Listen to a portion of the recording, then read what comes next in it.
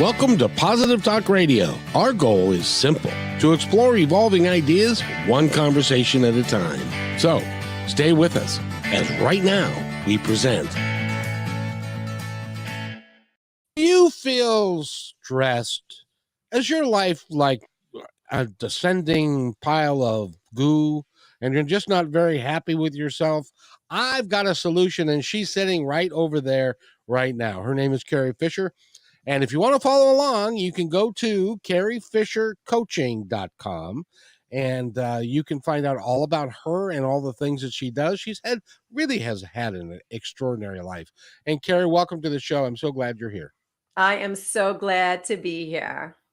It's such a joy to be. Well, first of all, you're a mother of five. You're a Yes. lawyer. Yeah. You're a coach. Uh, You're a yoga expert, and yes. you were, I was just reading in your bio that when you were a kid, you were a prodigy as far as being a gymnast. Yep. I was a competitive gymnast. And honestly, I think that maybe that's what shaped me into who I am. And it also started my interest in the mind, mindset, and peak performance because I had a coach back then who was from California, and she was interested in visualization and meditation. We're talking like 40 years ago, Kevin. So she was way ahead of her time. Way So I ahead. learned a lot of these concepts at a young age, and I've just been using them my whole life.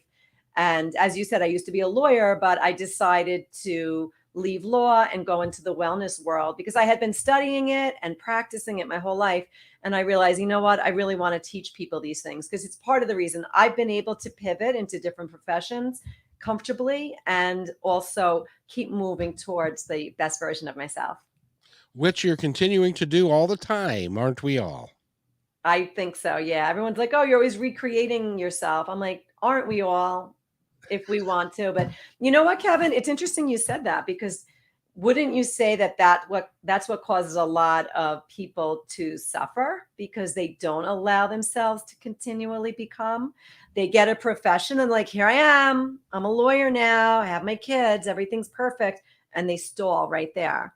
For some people, that might be great. But for other people, they think, you know what? Maybe my life could be better.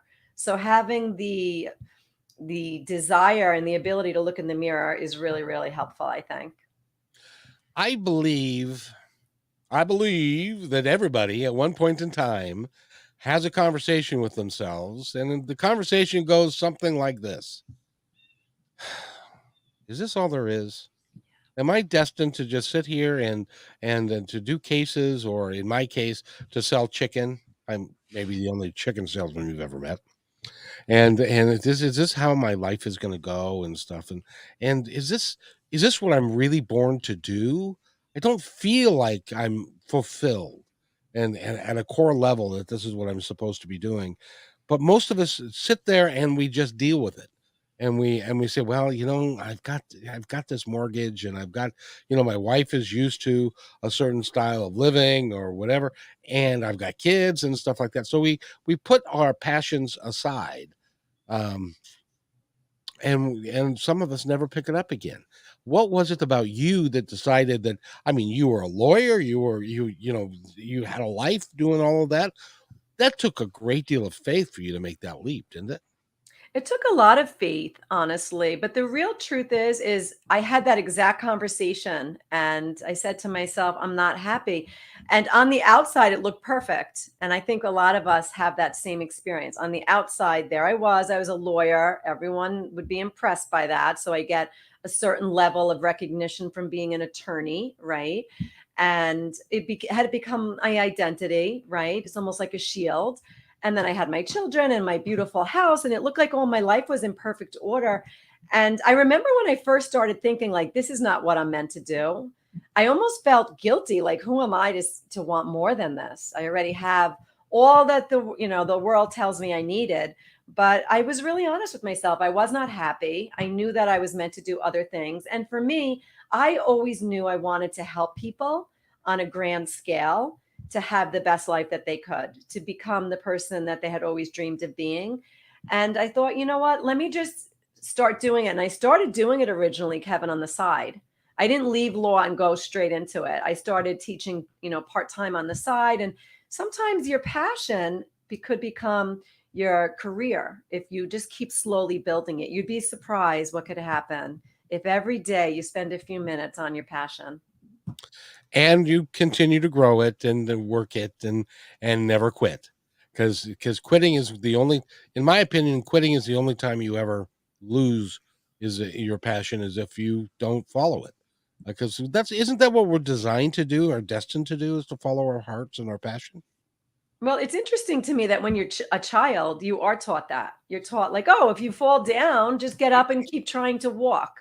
The baby doesn't say, oh, I can't walk after they try one or two times. They just keep trying. And for whatever reason, when we become adults, we lose sight of that. I had a really interesting conversation a few years ago with one of my clients, and she said, I'm so overwhelmed, Carrie. I have so much going on. And as we started talking and really just getting to the heart of what her problem was, she wasn't overwhelmed, Kevin. She was underwhelmed. She was bored. She was getting up every single day, doing the same thing. And I said, what stops you from trying something else? And she was like, I'm scared I'm going to fail. And I'm Uh, like, well, you're never going to know. And even if you fail, the most successful people have failed many, many, many times. I think, was it Thomas Edison? He said he doesn't consider it 999 failures. He thinks of it as, he thought of it as 999 ways that didn't work. And that's like really what sets apart an expert who really managed to fulfill their dreams, and people who just have the dreams and just let them die with them. well, I'd say it's like a baseball player. The most successful baseball player in the world fails 2/3 of the time. Wow, is that true? Yeah, because if you're a 300 hitter, you're considered to be elite in the professional baseball world, and that means that you fail 2 out of every 3 times to get a Wow. hit. So but they have the ability, like your teacher taught you, to have a vision and to have a short memory, because you got to let the negative stuff go and Mhm. keep working on the positive stuff. And gymnastics, as I've gotten older, I've realized how much gymnastics really gave me, because in gymnastics, you are working for yourself, because you're scored individually and you get awards individually, but you're also scored as a team. So you learn how to worry about yourself, but also worry about the team. And also in gymnastics, because there's 4 different events, you really do have to let go of whatever just happened. And believe it or not, whether it's something negative that happened or positive, you kind of have to let it go, because if you really nailed it and you did great, you could go into it with almost like a cocky attitude and then not do well on your next event. So you need to wipe the slate clean in between every event. And I like the idea of wiping the slate clean every night right before you go to bed. Like, whatever happened, good, bad, and different, wipe it clean, start over the next day. I think that's brilliant. That's just brilliant. By the way, in gymnastics, which is the hardest event? I don't know. It always depends on what your particular skill is, because I was really good on the balance beam, which a lot of people would be scared on, and the floor, but I was not as good on the vault or the bars. And that's because I didn't have a lot of upper body strength or speed. So it really, gymnastics is skill, but it's also what your body innately is good at. So I'm So sure so some people would say balance beam, but I wouldn't. I would say probably uneven parallel bars. so could you do a flip on the balance beam? Yeah, I was able to do that. Oh, brother. Yeah. I can't imagine that would be so frightening. It wasn't, because you started out doing it on the floor, and then on a balance beam that was on the floor, and then you would gradually work your way up to higher and higher ones. But I remember one time when I actually learned how to do a backflip on the beam, I had already learned how to do it. And at that point, the coach would stand next to you, but they wouldn't touch you. So we were at that stage where she was standing next to me, but not touching me. And I flipped and I fell off the balance beam, and like I cut my whole entire side of my leg. It like my thigh like went straight down the beam, and like it kind of like raised a little cut, but not really deep, but and then I lost my breath too. And my coach was leaning over me, and she's like, Kerry, just calm down, take a deep breath. So that helped me catch my breath again. And then, Kevin, she made me get back up there and do it again, because she knew if I didn't right away, I wouldn't ever go back up there, because I would have been so scared. So I went back up there and I actually stuck it the next time. But these are the kinds of lessons that if you don't learn them as a child, you need to learn them as an adult, because the only way you could ever get towards the life that you imagine, your dream life, is by failing a lot. Fail upward, I say. Fail forward.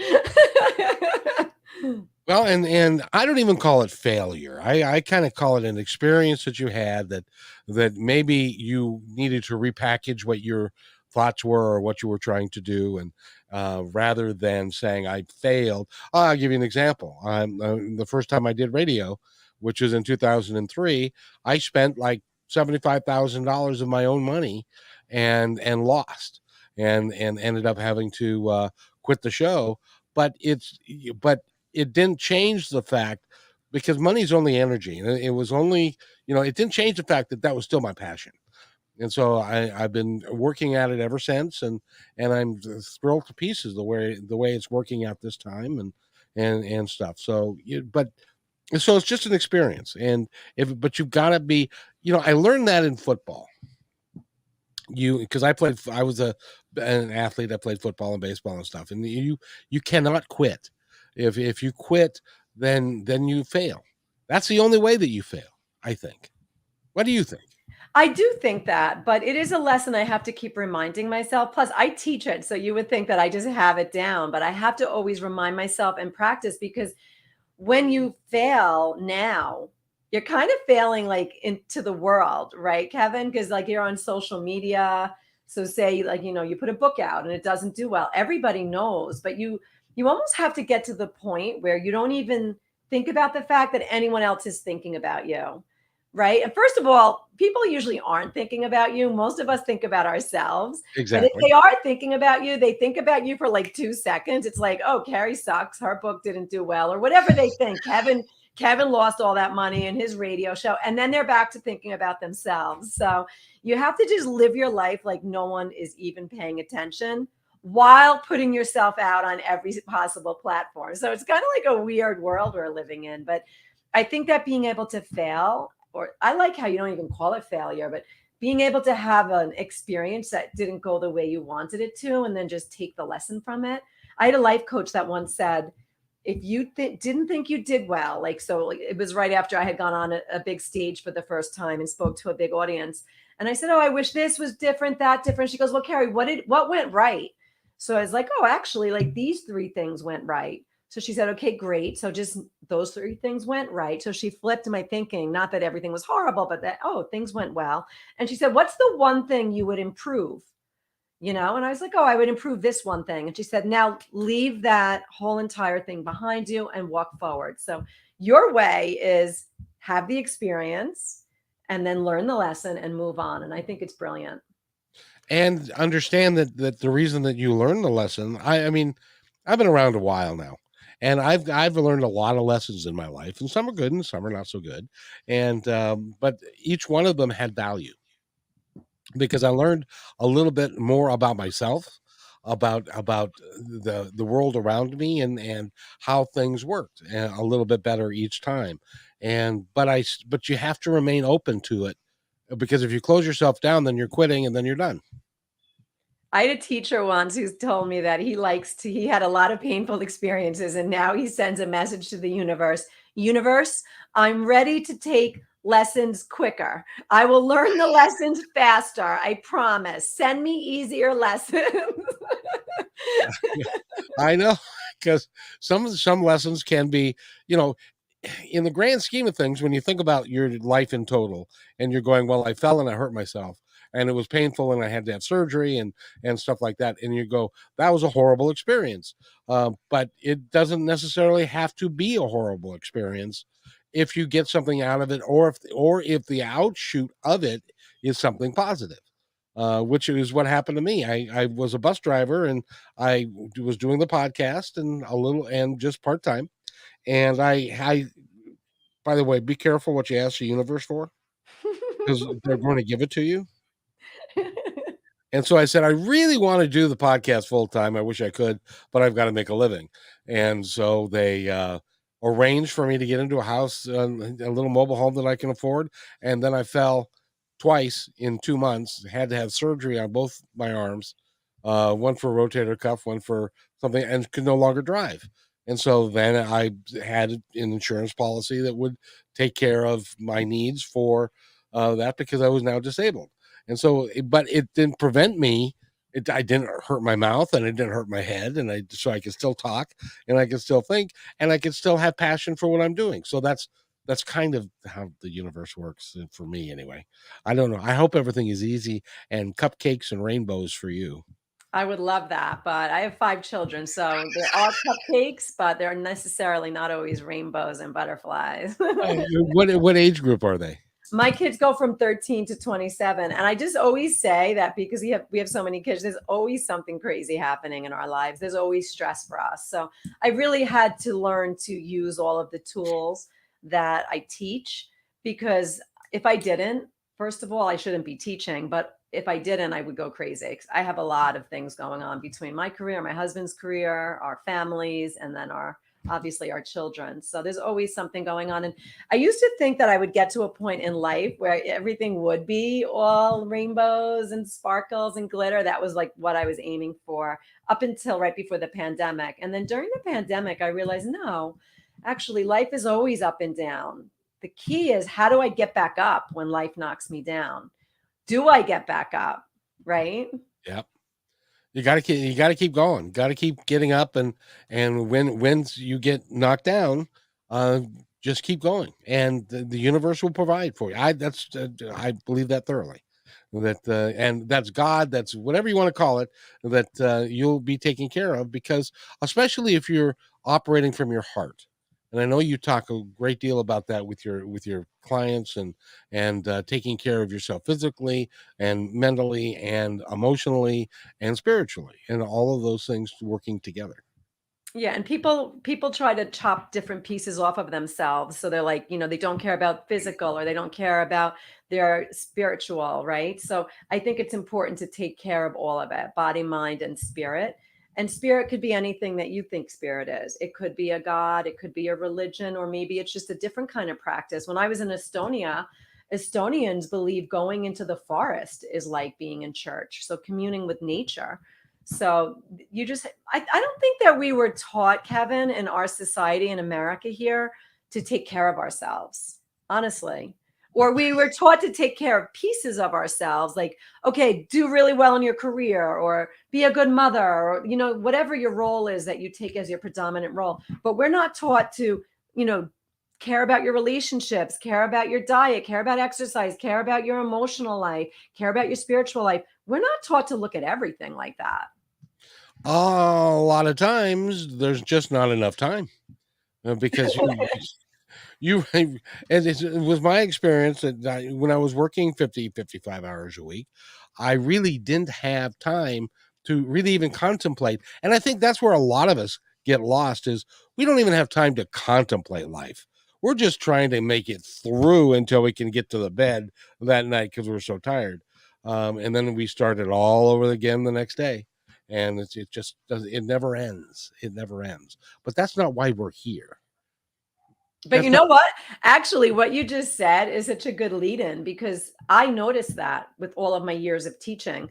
I noticed that people don't make the time for themselves. And everyone is busy, by the way. Every adult is busy. You're not busier than anyone else, whoever's listening. We're all extremely busy. We all have a lot of family obligations, work obligations, financial obligations. Everybody does. But what I noticed is people don't make the time, which is why I created this whole entire system of very simple tools. I believe you could change your life by starting out with 5 minutes a day. So if you want me to tell you about it, I could actually tell people how to actually implement starting tomorrow morning. Well, you have a book out, don't you? I do have a book out. Yes. Is it in the book? It's in the book, but I want to spoil the book. So if you don't want to buy the book, which I would love it if you bought the book, it's called Tools for Extraordinary Living, the snooze button session. But if you don't want to buy the book, I'm going to tell you what the whole technique is right now, because I'm nice and because I really want to spread this idea.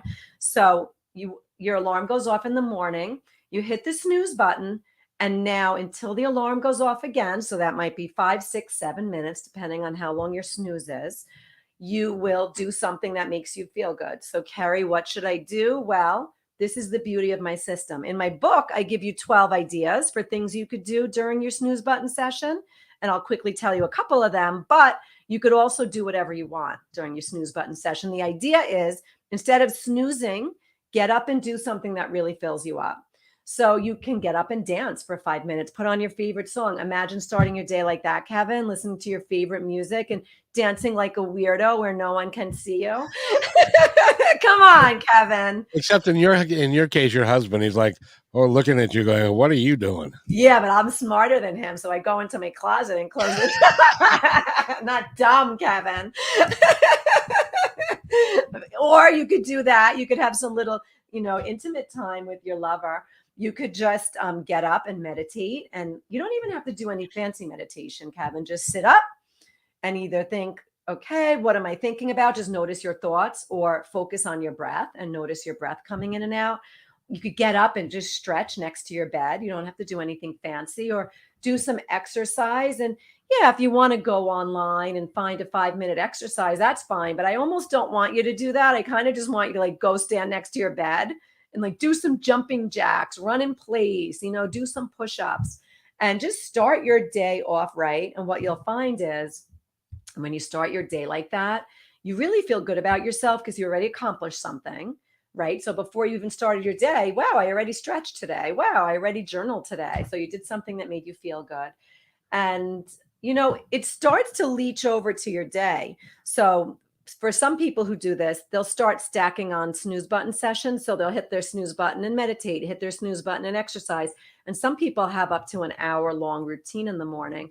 And then you start to think, wow, what could I do before bed to make me feel good? And then, oh, what could I do in the middle of the day to make me feel good? And I really advocate for everybody to try the snooze button session. And if you do, go on Instagram and message me privately. I handle my Instagram. I'd love to hear from you. But if you don't want to do the snooze button because you don't have time in the morning, then right before bed, give yourself 5 minutes to journal or to snuggle with someone or dance or like whatever it is, even like sit under the shower for 5 minutes and just give yourself the time. I really want people to start to realize that you could change your life by just 5 minutes, different times of the day. And you start with the first 5 minutes. So Kevin, tomorrow for 5 minutes, you figure out when could I find time for me? And you do it every day until you set that habit in place and then find the next 5 minutes. So change your life little by little, bit by bit. What's fun for me is this is what turns on my day, is having conversations with people like you. By the way, we're talking with Kerry Fisher. Go to our website, which is kerryfishercoaching.com. And by the way, I have a perfect solution for if you want to make, if you're married and you do this 5-minute thing and you end up snuggling with your significant other, you're going to make a very happy man out of that guy. He can start his day just in a really good mood. Yeah, and maybe you could whisper a little sweet nothing about what might happen in the evening if you choose the snuggling technique. That's a really good way, Kevin, to keep both of you in quite an interesting mood all day. It is. One of the folks that I've had on, they have a podcast called The Extraordinary Marriage, and they did what they called the 60-day sex challenge. And so they had sex like every day for 60 days, unless somebody was undisposed for obvious reasons, and stuff. And they literally changed their life and changed their relationship, just like what you're talking about can change your relationship with yourself. Yeah, because you start putting yourself on the list. And I have always done a lot of things for myself. Like I always take a bath every night my whole life. I read a lot. Like I spend time in nature. But what I realized during the pandemic is like I actually never did show myself any love because no matter what I accomplished, I didn't even care about that. I would be looking to the next thing I could accomplish or seeing what I did not so great. Even though I accomplished it, oh, I could have done this better or I should have done that instead or said this other thing. So I started to be much easier on myself and to show myself self-love. As a matter of fact, Kevin, I'm Italian, so I'm like very temperamental. And like if you tell me to do something, there's no way I'm going to do it, even if I was just planning to do that thing. Or if I tell myself to do something, I sometimes even rebel against myself. But I would have thought that I did show myself self-love. So when my friend a couple of years ago said the word self-love to me, I swear I thought to myself, that's the dumbest thing I ever heard. What shit is this? But then it took me a few months and I realized, oh, I had such a strong reaction because I don't show myself self-love. So I started a simple thing a few times a day. I just put my hands on my heart and said, I love you, I love you, I love you. And believe it or not, it made me really teary because I realized I didn't really show myself love. And I think a lot of us have this problem. Really, women have got this problem more than anybody else because most women, many women were brought up to be a caregiver, a housewife, cooking, taking care of the house, making sure everything. And so they don't they end up sacrificing their own self-love because they don't have time and they're too busy with everybody else. How do you encourage women to take that time and to even recognize that they're not taking that time when they should be? Well, I'll tell you as the mom of 5 that for my first 2 kids, I was, the martyr mom. I'm gonna do everything for everyone at all times, and I was definitely, working with, like, an empty cup, like, it wasn't an overflowing cup that I was taking care of my family from, it was an empty cup, and it took me a long time to acknowledge it because I thought a good mother did do all those things, put herself last or not on the list and do every single thing for your kids. But really, the most important thing for your children is for you to be happy. So I started actually prioritizing myself and my husband and my relationship. And that has made us much better parents for our younger children. It is a definite mindset switch. I don't think it's easy. And like you said, for women especially, we're not just taught that, we're going to grow up and have babies one day. A lot of us were taught this, not everybody. But, a lot of times the woman is also the caretaker of the parents at a certain age. Yep. And even, we just tend to caretake. I think women are taught that in our culture. I do hope that's changing, but it is a fact. And, I'm sure this is insulting some people because they say, oh, that's not their experience, but it has been my experience. And I think it's important for women to know that you matter too. And you can take some time for yourself. And if you don't want to start with a big amount of time, start with the 5 minutes every morning and then move on from there. And notice how you feel after you're taking the time in the morning. I think that's brilliant. And because you're starting out your day, um, I have a saying that I use that people think sometimes I'm nuts for saying it, but I'm going to say it anyway. When you wake up in the morning, your life is empty and meaningless. And some people would say, "What do you mean? I have meaning. My life is important. I've got no," and they misunderstand what I'm meaning. What I'm meaning is in the morning, your life is empty, which means you have the freedom to fill it up with whatever you want to, and your life is meaningless until you assign whatever meaning you want it to have. So you have got a perfect opportunity every morning to start your whole existence brand new. And that's got to be, at least for me, it's a very freeing thought.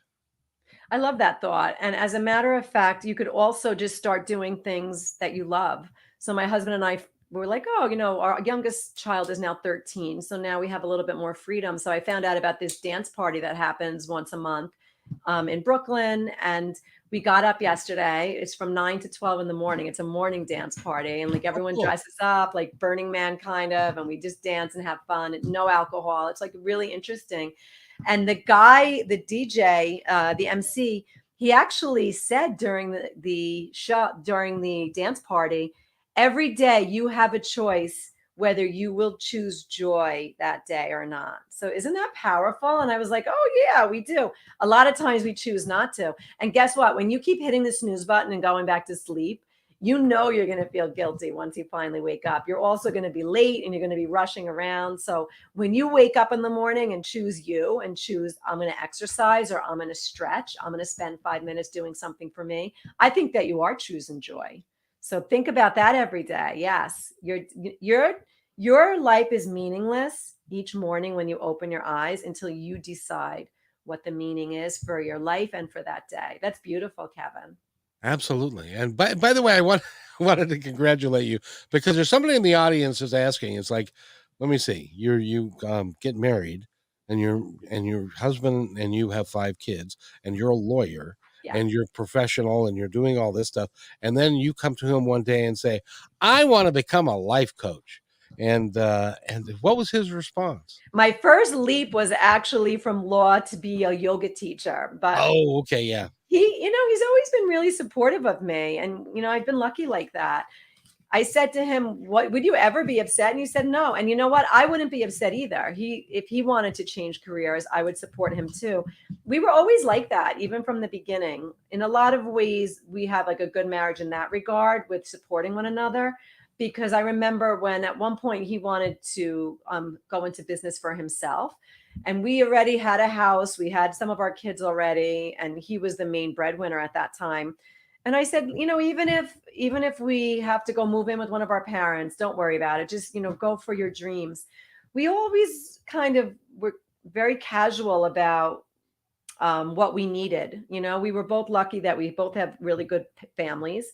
We always knew we could fall back on them. I mean, you never want to move in with your parents when you're already a grown adult with children, but I guess knowing we had that always allowed us to follow our dreams. And for me, whenever you make a commitment to something and for some reason it always seems to work out. It's really that making of the decision that's the problem. So he was actually really supportive. I know I'm lucky like that. And I've had a lot of other job pivots since then.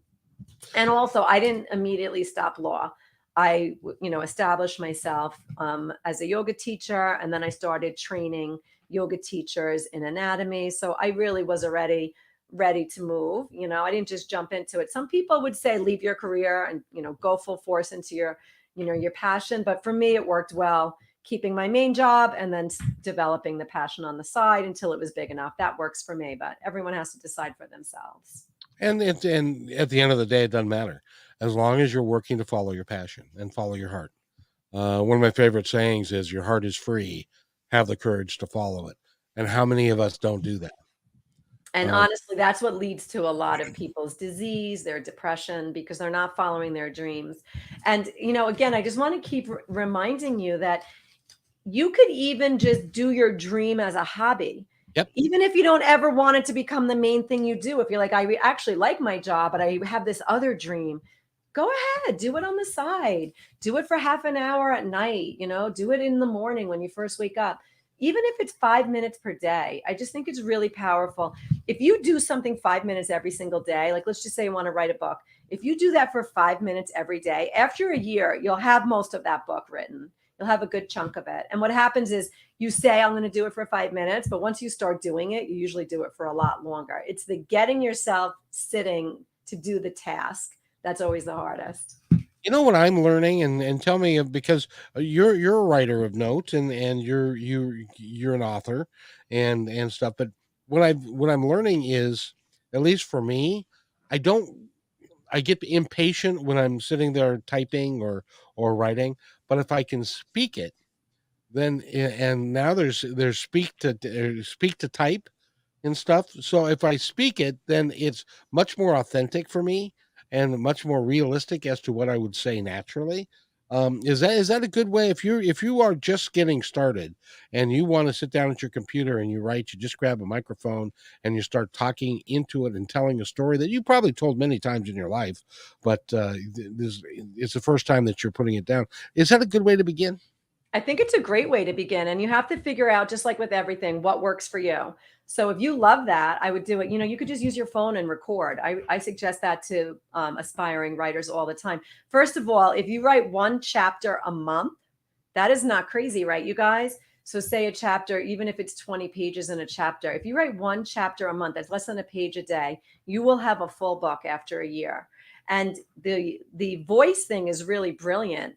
So you could just tell your stories into your phone and then use one of those apps that will convert it into writing. And at that point, you yourself could either see what you have, or you could go then get a writing coach who could help you, or an editor can help you, or a ghostwriter. But for me, it's just getting it all down somewhere, because the book starts to take shape once you start writing it. And it just kind of flows, doesn't it? At one point, once you get an idea of what you're doing, then it just kind of flows, and the ideas keep coming. Because I really believe that a lot of this, the being able to write, being able to do what you do with people, involves a lot of inspiration. Yeah. And And I think that creativity is opened up the more you use it. good point. It's like a muscle. It really is a muscle. And the more, like, say you want to be a writer, the more you write, the better you become. The more you play music, if that's what your aspiration is, the better you become. And I also think that even if you start out writing, it might lead to a different path. You might think, oh, you know what? I'd rather actually make an online course, or instead of this, I'd like to make a podcast. So I just think you should start down whatever path you want. Just start. Start now. Start today. 5 minutes. Start investigating. What I need to do to start moving towards my dream? What would I need to do to start getting this writing project going? How do you advocate if somebody says, "Well, I don't know what my dream is. I have no idea." How would you help them to understand a little bit more about what their dream might be? I would actually have them go back to their childhood. So I actually do a nice meditation. I'll do that with some of the people I work with, where I bring them back to their childhood and they remember some of the hobbies and some of the activities that they loved as a child. A lot of times that will be a clue, right? Or sometimes they have no clue and then they just have to start trying different things. So in that case, I would tell them to make a list of the 20 topics that interest them, and then take the top 3 topics and start researching each one of them. And then maybe something will grow out of that. If you can't do that, you could also just ask like 5 of your friends, like, what do you think I would be really great at if I wasn't doing what I'm doing now? So there's a lot of different ways you could get at it. That's a really good point, because one of the privileges I have about doing the podcast like I do it is that I get to talk to people like you, and then you'll trigger me into remembering something that I did when I was a kid that really kind of shaped my life in a great degree.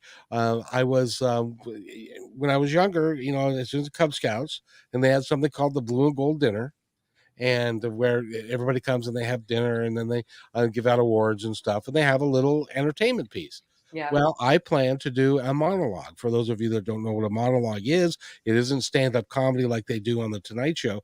In this case, it's a written piece that you do, and there are no props, that you walk up on stage and you are mimicking what's happening to you in this particular thing. And so I learned this monologue, and it was called A Sparkler for Mother. I still remember it because it was right around Mother's Day.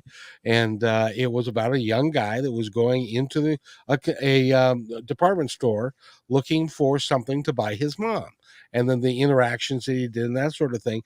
And I did that, and I did it well. And then everybody applauded, and it was like, hey, that's pretty cool.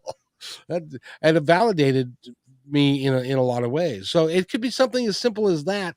And fast forward 60 years, I use that every day as far as what I'm doing now. Isn't that interesting? A lot of clues are in your childhood. And what's interesting also is that when you look back at your childhood and you start uncovering some of these things that you used to like to do, sometimes you could even remember someone dissuading you. So either a teacher or a parent or an extended family member, and they're usually doing it to protect you, but they'll say, like, oh, you can never be an astronaut, or oh, artists make no money. There's all these things.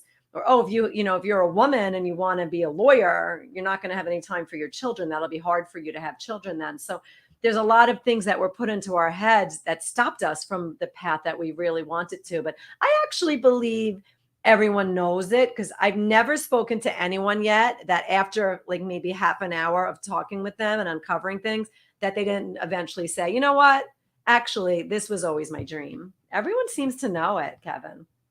Do you think the dreams that we have are made up in our head, or do you think that they are part of our being and come from the divine and from our soul and that kind of thing?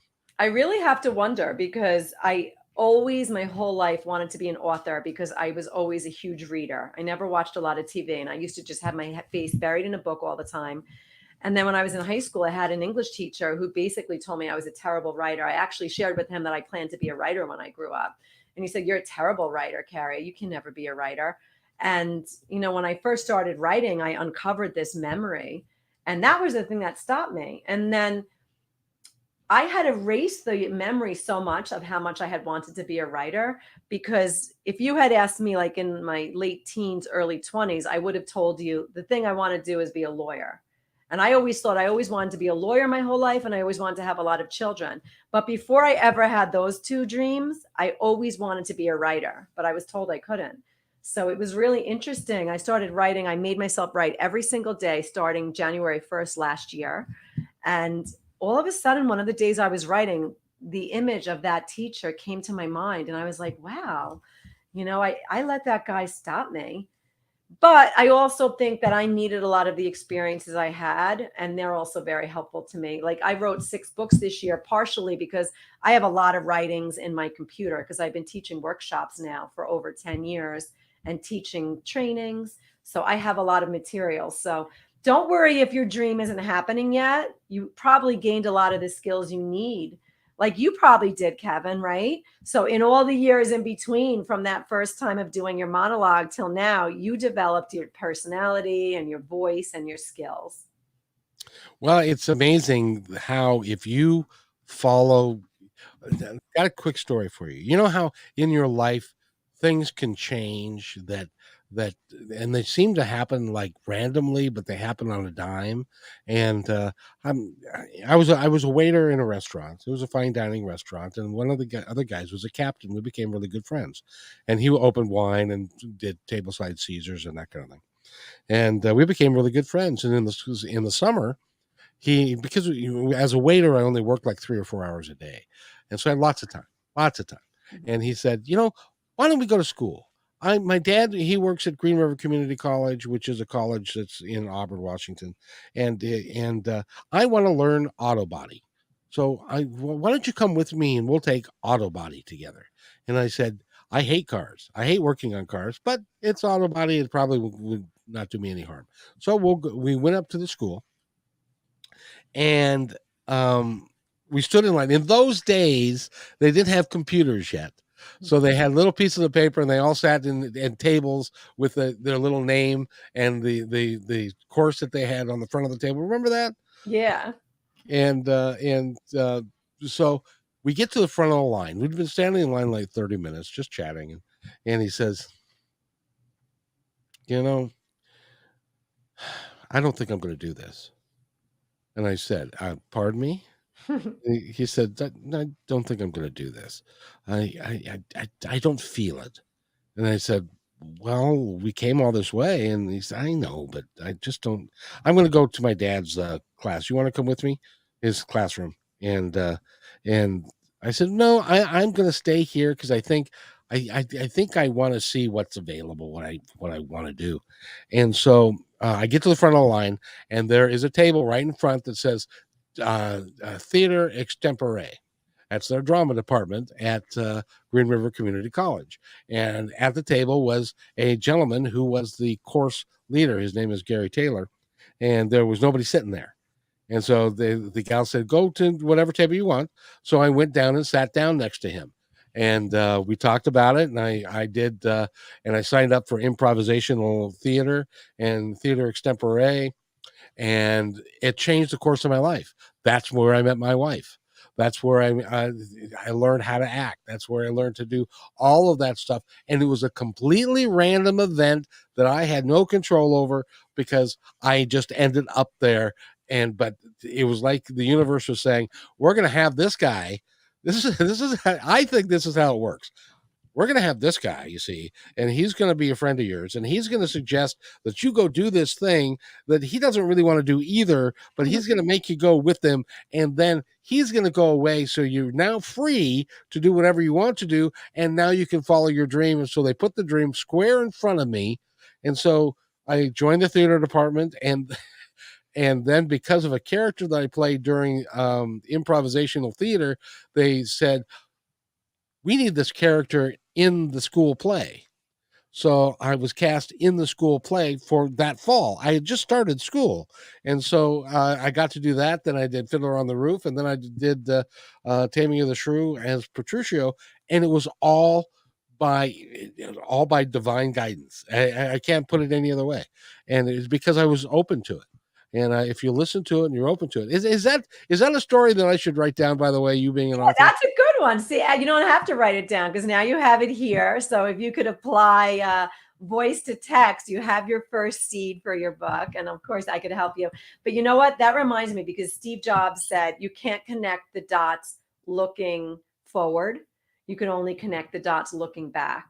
So you don't know why different things are happening. And then when you get to be like, I'm middle aged, when you get to be my age, you can look back and be like, oh, that's why I did that. That's why that happened. And you could understand it more. That's why you shouldn't really say, oh, this was a good event or a bad event. You should just say, this happened. What was my lesson? Let me move forward. And as a matter of fact, Steve Jobs had a similar thing to you. So he had dropped out of school, but he used to go over to the college and just sit in on classes. One of the classes he sat in on was calligraphy, which is obviously not like a common class people would take, but he was really fascinated with it. And do you know that the reason we have fonts on our computers is because Steve Jobs sat in on that calligraphy class as a fluke? How cool is that? Oh, that's amazing. Yeah. Never Yeah. know. Well, you never know what at any given point. You just never know if you're open to it. Now, there are some of us that just shut it down and say, "No, I can't do that," or "I'm not going to go do that." But if you're open to it, just enjoy. And it's part for me. It's part of the enjoyment of life, don't you think? It's part of the enjoyment of life. And I do think life could get boring when you're an adult. So I think it's important to, you know, mix it up a little bit, try something new, go out dancing with your lover, like really go take dancing lessons. There's so many things you could do. And you know what I love? So my husband always loved photography. And then recently he got back into it. And I said, why don't you go join a photography club? And when he did that, it opened another whole world to you. When we went to that dance party in the morning, all of a sudden a whole new world opened up. There are so many worlds out there that you could become a part of if you want to, but you have to take action. Isn't that the key, Kevin? You have to take the action. No one can force you. When I was standing in the front of that line, I had a choice. I could either say, "No, nah, I'm not. I'll just go with him to his dad's classroom," or I could make a choice to step out of the comfort zone and to go talk to somebody who I'd never met, and didn't even really understand what the courses that he was teaching. So it's a choice that we make, and we get those choices all the time. I think the universe sets us up for those choices, and they keep reinventing how they're going to get us to do what it is that we have decided early on what we really want to do, and they're just trying to help us out. It'll keep sending the lessons, and the lessons get progressively more difficult until you finally listen. That's what I believe. I believe you're absolutely correct, and eventually they And here you go, try this. I'm like, I'm not listening still. And the universe is like, okay, I got a better one. I'm going to teach you, Kerry. And I'm finally like, okay, I got it. I believe you're exactly right, and they do it with humor in a lot of cases. Yes. You You might might not have to think it's come funny. limping out of it a little bit worse for the wear. You could have Well, avoided it, but you didn't listen the first time when the whisper came, so you had to listen to the scream. well, it was funny because when I fell and I fell a couple of times, I was at the doctor's office and I had a on my right arm I had a what do you call it, sling, and it was supposed to have a sling in this arm, and now this arm was straight like this, and they wanted me to put to have this be right here and the sling over here, and I said, okay, so how am I supposed to, like, I don't know, like, walk? And so and the guy looked at me and he goes, I really have no earthly idea. And then the nurse left the room and walked down the hall, and I could hear her say, oh, that poor man. They're like, you're going to figure it out. You worked that part out. I did what I could for you. This was the best we could do for you. Sorry, Kevin. Exactly. And it was like, I don't know what I'm going to do. This is so anyway, but it was our lives. I think looking back on it, because I get the benefit of hindsight, and looking back on my life as well as other people that I've known, it's a beautiful, wonderful experience that we get to have, and we should be eternally thankful for it. And also, we should learn from it and continue to evolve to do more things. And if we do things to help other people, that's the highest calling that we could have. That's exactly right. And if you are struggling, sort of bored, and you don't know if you could make a change, I think that's a great job, a great idea, Kevin. You could volunteer once a month, even like at a food kitchen or wherever you want to. Go read books to children or to elderly people. There are so many ways you could give of your time. And I even think that the 1 hour a month, obviously, if you could do it every week, that's great. But don't make a huge commitment. Just say, you know what, once a month, I will go to a food kitchen and help out. Or once a month, I will go deliver, whatever it is. Just find something to help others because that's the best way to feel better about yourself. It does help them, but it helps you too, I think. I think it helps you more than it helps them, quite frankly. Yeah, it actually does. And that's the same thing with forgiveness, by the way. You don't forgive people for them, you forgive them for you because then you don't have to be so angry. As a red-blooded Italian, that lesson is one I'm still trying to learn. Is yours one of the Italian families that they're big families and like every Sunday they all get together and have this great big feast together and stuff like that? Do you guys I do? would have loved it if we were that. I always cook like that, and I always like to have. We have our holidays like that, but we didn't meet every Sunday. We would probably see each other once a month, and we always have giant. There's a lot of food. Let's just say that when you come to my house. And by the way, since you've made your change from the lawyer to the yoga instructor and now doing what you're doing, coaching, what does your 13-year-old think? You know what? My younger kids are happy that this happened Oh, because I've good. been in the wellness world now for 10 years and I've been a coach for most of it, a teacher for all of it, and then now an author. But they're happy because I'm happier. And I really have a much better temperament in general because I use all of these practices that I teach. I don't just teach the stuff, I actually practice it. Most of it I've been practicing for many, many years, decades in some cases. So I've learned a lot. I have a lot of tools to teach people. And, I kind of give you all the tools, I teach you all the tools. You take which ones you want, put them into your tool chest, and then you use them when you need them. That's my whole entire concept of how do you make change? How do you actually do it? Exactly, exactly. And my oldest son, I get the biggest kick out of because I started this in 2003, and so he was 20 years younger, so he was 15. And so he thought that I was nuts for, you're going to go on the radio. What are you going to, and stuff. And so he thought I was nuts. But over time, he's learned that oftentimes what I believe to be true is actually true. I'll give you an example. Last year, he was in an apartment that was one bedroom apartment. He hated his neighbors. He had a dog, and the dog was, chewing up everything and stuff. And he had a job he hated, and he didn't have a significant other. And he said, Dad, I hate my job. I hate where I live. I don't have a girlfriend. The only thing I've got is my dog. And I said, well, your dog is good, but be grateful for your life because everything is good and everything's going to work out just fine. You'll see. A year later, he has a house. He's got a girlfriend. He's got a job that adores him. Everything in his life is completely changed, and he still won't recognize that he was responsible for all of it, and it's a gift from the divine. But he'll get it. He'll get it sooner or later. I hope. You know why? Because once you get what you wanted, you forget it that you wanted it, and you all of a sudden make a new list. Well, why do we do that? I don't know. I think we do it to torture ourselves, right? Because I have like everything I want, but I'm still not happy. I'm like, really, Kerry? What would it take? And really, we should all be thankful just for getting up and being able to breathe every day. We forget that, don't we? We really do. We really do. Until we come to that day when we're no longer breathing, then it's like, oh, geez. Why didn't I appreciate it more? Why didn't I appreciate it more? Why didn't I do more good? Why didn't I help more people? And oftentimes I teach my clients one of the greatest things you could do every morning, and it's definitely depressing, is remember you're going to die one day. Because you'll be a lot more careful about what you do with your day and what you say to people. That's very true. That's very well. The thing that bothers me the most is, are you familiar with near death experiences Yeah. and that a lot of them will say that while they are clinically dead, they'll go on the other side and they have what's called this life review.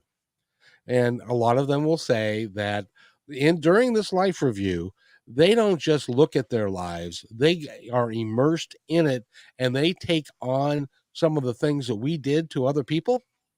And And so if we were like as a kid, if we were a bully, now we get to be bullied by ourselves because we're now, because and it's like, I don't want that to happen to me. I want to have good things for people to say, and good things for people to care about you and your whole life and stuff. So but you know, we're going to continue. I know that for a fact that one of these days, when we pass away, we get to go, and then we can come back. We can do whatever we want. I know that for a fact. So I'm excited about today. I'm excited for the future. I'm excited for the future too. And I think it's important to remember that we're lucky to be alive. We came through a difficult time with the pandemic, and now we can recreate our lives anew. You don't have to go back to all the things that everyone was like, I want to go back to the way it was. I'm like, do you really? Or do you want to make it better? Do you want to learn a lesson from what you learned sitting home? And do you want to go out and make a new life, the life you always wanted? Or do you just want to, revert back? And if you're smart, you will decide what were the good things about the pandemic, what things did I learn, what helped me, and then what do I want to change. And you could change your whole life, I think. And it doesn't have to be everything at once. Start small. You said the magical words just a minute ago when you said recreate your life anew. We have that opportunity to do that when we get up in every morning. Yep. Every morning you hit the snooze alarm, you do what you suggest for 5 minutes or 10 minutes or 15. Then when you get up, you have that opportunity to create your life absolutely from the beginning. And because you can't do anything about yesterday, tomorrow doesn't exist until today. So all you've got is today. So just take care of yourself and to do whatever you choose, whatever will make you happy. Or if you got to go to work, but do the best job you can. Yep. And that will Whatever make you're you happy. doing, do the best Yeah. job you can. And if you start your day off right, even for 5 minutes, and end your day for 5 minutes doing something for yourself, and kind of putting down all the luggage from the day, you know that every day you're going to begin and end in a beautiful way. It almost doesn't matter what happens in the middle. That's exactly right. And Kerry Fisher has been our guest. And by the way, before we go, I'm going to stand over here. And I want you to tell the audience that's listening now and those that will be listening in the future. By the way, she's also going to be on KKNW, 11:50 a.m. I'll get back to you with the date, or you can look on the schedule and it will be there. But I want you to tell our audience anything that you would like them to know. I would like you to know that you can be the very best version of yourself, and you can lead the extraordinary life that you dream of. And you start now for 5 minutes. So even if right now you closed your eyes for 5 minutes and just relaxed and just allowed yourself to stay peaceful and calm, that could be the start of your new life. And I will also say this: first, you dream it. So you have to dream what your life will be, dream what the best version of yourself is. You dream it, you have to believe in it. And then, in order to achieve it, you have to roll up your sleeves and take some action. And get in that canoe and paddle like hell. And when you're going backwards, you got to keep paddling. It's exactly right. Again, Kerry Fisher, kerryfishercoaching.com. Beautiful website, by the way. Oh, thank you. And the next time we talk, you've got 6 books I now. have 6 books I wrote. I published one. My second one's being published next month. It's called Routines for Extraordinary Living. And everything that I'm teaching right now is the stuff I've been teaching for 10 years. It's helped thousands of people. Simple tools for extraordinary living. How do you actually take action? Everybody knows what they should do. It's easy to find out how to do it. But when do you do it? When? I teach you how. In the mornings, in the evenings, all throughout the day. So easy ways to start adding wellness into your life. Now you're back east, right? Yeah, I'm in New York. Yeah, that's right. How can I forget? You sound like you're from New York. Exactly. It is 6:00 and your 13-year-old needs to eat. So I'm going to let you go now. Exactly right. So Kerry, thank you so much for doing this for me. Thanks, Kevin. I really enjoyed it. Thanks a lot. You are just awesome. So So if you'll wait right there for just a second, I'll be right back. Hey, thanks for enjoying this episode all the way to the end. Please give us a like and subscribe to this channel. This has been a production of PositiveTalkRadio.net. Please visit our website, oddly named PositiveTalkRadio.net, for more details about us and our mission, which is to provide great positive programming designed to inspire us all. I'm Kevin McDonald, and I'm proud of these shows, and I truly hope that you'll like them and share them with friends and family. So on behalf of our entire team, remember, be kind to one another, because